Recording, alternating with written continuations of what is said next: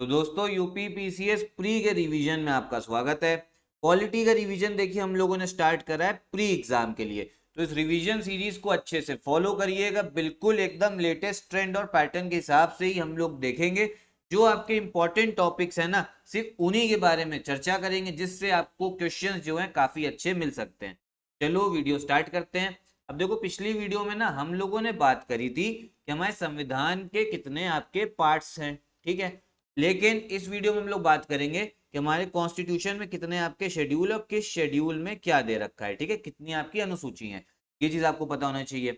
एक चीज और समझो, जब हमारा संविधान बना था, ठीक है, तब हमारे कॉन्स्टिट्यूशन में टोटल 8 शेड्यूल थे। कितने शेड्यूल थे? 8 शेड्यूल थे, ठीक है, 8 शेड्यूल थे। और इस समय पे कितने? इस समय पे 12 हैं। कब की मैं बात कर रहा हूँ? 2024 में। पहली चीज तो ये भी पता होना चाहिए, ठीक है। ये क्वेश्चन बन सकता है कितने शेड्यूल, कितनी अनुसूची थी उस समय पे? तो कितनी थी? 8 थी, 8, ठीक। और इस समय पे 12 है। चलो सब अलग अलग शेड्यूल्स को देखते हैं हम लोग, उससे क्या क्या पूछा जा सकता है। तो देखो, सबसे पहले भैया आपकी आ गई फर्स्ट शेड्यूल, ठीक, प्रथम अनुसूची। इसमें क्या दे रखा है? जितने आपके राज्य हैं, आपको पता है 28 राज्य हैं, और उनका जुरिस्डिक्शन कहाँ तक है, तो 28 राज्यों के नाम दे रखे हैं। उसके बाद में जो आपकी यूनियन टेरिटरी है ना, उनके बारे में भी बताया गया है। पहले आपका जो शेड्यूल है, जो फर्स्ट शेड्यूल है, ठीक है, उसमें आपको किसके बारे में दिखेगा? उसमें आपको दिखेगा भारत के जो 28 राज्य हैं अलग अलग, ठीक है। 28 राज्यों के आपको नाम दिखेंगे, 28 स्टेट्स के। उसके बाद में यूनियन टेरिटरीज के नाम। तो ये आपका पहला शेड्यूल हो गया। सबसे पहले यही चीज ध्यान रखिएगा। फिर आता है आपका सेकेंड शेड्यूल। अच्छा, जो यहाँ पर आर्टिकल लिख रखे हैं ना, इससे इतना नहीं आता है, जो भी आएगा मैं आपको बता दूंगा।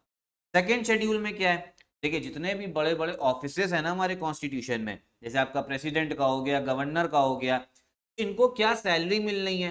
Provisions relating to emoluments. Emolument का मतलब होता है क्या सैलरी इनको दी जाएगी, क्या अलाउंसेस मिलेंगे, क्या इनके पास में प्रिविलेज, क्या पावर रहेंगी, ठीक है। इसके बारे में सेकंड शेड्यूल। और इसमें ऑफिसेस कौन कौन से, ये आपको पता होना चाहिए। पहले तो हमारे राष्ट्रपति, प्रेसिडेंट, जितने अलग अलग राज्य उनके गवर्नर हो गए।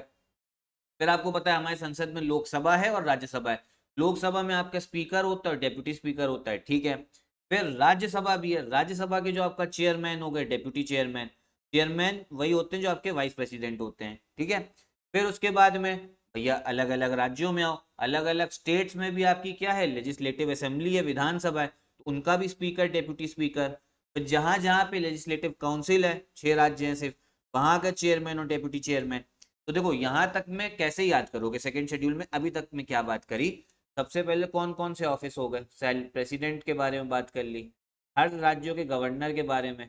उसके बाद में ये चीज ध्यान रखो, लोकसभा, राज्यसभा, विधानसभा, विधान परिषद, इनका जो स्पीकर हैं और जो डेप्यूटी स्पीकर है, ठीक है। राज्यसभा के इसमें चेयरमैन और डेप्यूटी चेयरमैन, इनकी सैलरीज की भी बात हो रखी है यहाँ पे, ठीक है। इनकी पावर, सैलरी, चीज ध्यान रखना, सिंपल है।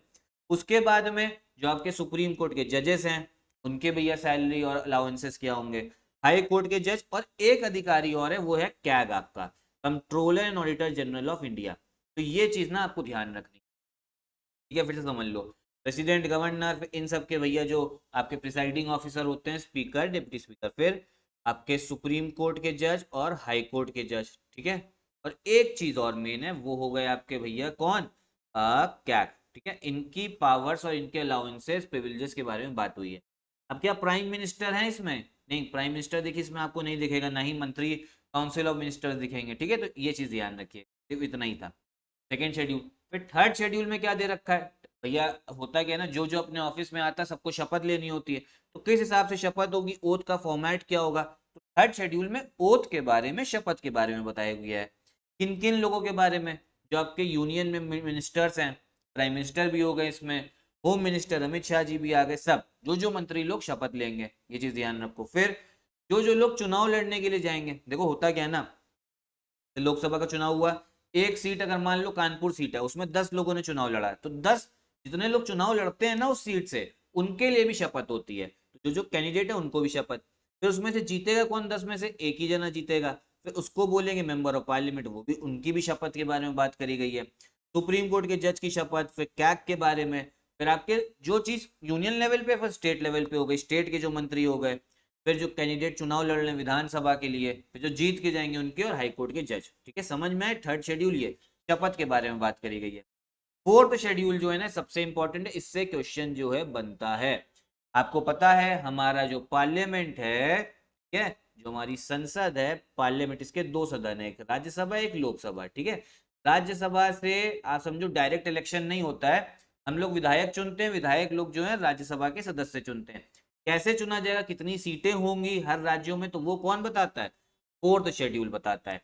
Allocation of seats in the Rajya Sabha to the states and union territory. ध्यान रखना कि राज्यसभा में कैसे सीट एलोकेट होती है, फोर्थ शेड्यूल है। फिर आपका फिफ्थ शेड्यूल, देखो फोर्थ वाले तक तो आपको याद होना चाहिए, इससे क्वेश्चन आता है। फिफ्थ वाला क्या है, जो आपके शेड्यूल्ड एरियाज हैं और शेड्यूल्ड ट्राइब्स हैं, ठीक है, उनके एडमिनिस्ट्रेशन को लेके इसमें प्रोविजन दे रखा है। फिफ्थ शेड्यूल, ध्यान रखना, शेड्यूल्ड एरिया शेड्यूल्ड ट्राइब, ठीक है। फिर आपका सिक्स शेड्यूल में क्या है, जो आपके नॉर्थ ईस्टर्न स्टेट्स हैं वहां पर भी कुछ आपके ट्राइबल एरियाज हैं, तो वहां पे प्रशासन कैसे होगा, एडमिनिस्ट्रेशन कैसे होगा, उनके बारे में।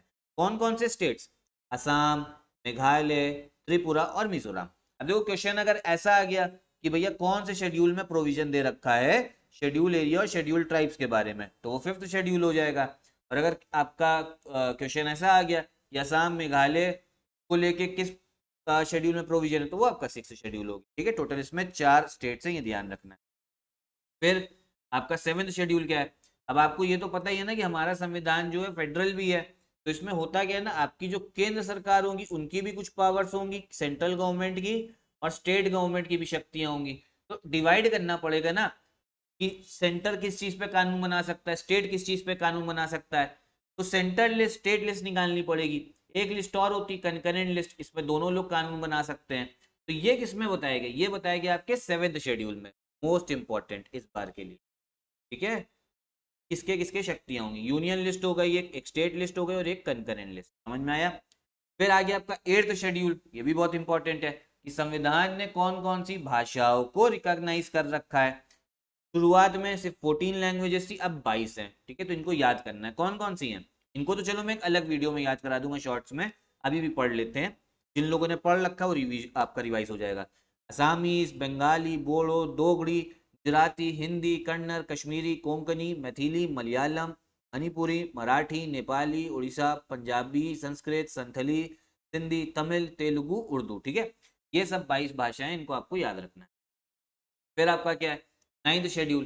नाइन्थ शेड्यूल में क्या, ये कब ऐड हुआ था, ये आपका जो पहला अमेंडमेंट था ना 1951 में, पहला ही संविधान संशोधन, उसी से आपका नाइन्थ शेड्यूल ऐड हुआ है, तो ये तो पता होना चाहिए। इसमें क्या है, इसमें वो कानून जाते हैं जिससे हम सुप्रीम कोर्ट के जुडिशियल रिव्यू से जिनको बचा पाए, ठीक है। फिर आपका 10th शेड्यूल हो गया, इसमें क्या है, जो एंटी डिफेक्शन लॉ है, जो लोग चुनाव लड़ने के बाद में पार्टी बदलना चाहते हैं पैसे के लालच में, या जो आपके सांसद हो गए, विधायक हो गए, उनके लिए अगर बदलोगे तो भैया डिस्क्वालीफाई हो जाओगे। Anti defection law 10th schedule, दल बदल कानून कब आया था, 1885 में आया था, 52nd अमेंडमेंट। फिर 11th शेड्यूल जो है, इसमें पंचायत की जो इतनी शक्तियां वो बताई गई हैं, इसको कब जोड़ा गया, 1992 में, 73rd अमेंडमेंट। और फिर 12वां शेड्यूल जो आपकी म्यूनिसिपैलिटी हैं, जो आपकी नगर निगम है, उनकी शक्तियों के बारे में बात करी, ठीक है। उसको भी कब जोड़ा गया था, 1992 में ही जोड़ा गया है, 74th अमेंडमेंट। तो ये थे आपके 12 शेड्यूल, ठीक है। ये आपको पता होना चाहिए, इससे क्वेश्चन बनेगा, ठीक है। अच्छे से मैंने आपको रिवाइज करवा दिए, तब भी कोई डाउट हो तो कमेंट बॉक्स में पूछिएगा। देखिए यहाँ पे मेरे पास में हिंदी की भी लिस्टिंग आपका है, हिंदी का भी रिवीजन अगर हो सकता है, अगर आप एक बार कमेंट बॉक्स में बताए तो मैं हिंदी का भी रिवीजन जो है ना उसको भी स्टार्ट कर दूँ। लेकिन अगर आपको इसी में समझ में आ रहा है, सबको इसी में कंफर्टेबल है, तो भी कमेंट बॉक्स में बताइएगा, वीडियो कैसी लगी ये भी बताइएगा, ठीक है। क्रैश कोर्स जो है हमारा स्टार्ट हो गया यूपीपीसीएस 2024 के लिए, तो आप अगर ज्वाइन करना चाहते हैं इन नंबर पे कॉल करके आप ज्वाइन कर सकते हो। यही वीडियो भी खत्म करते हैं, नमस्कार।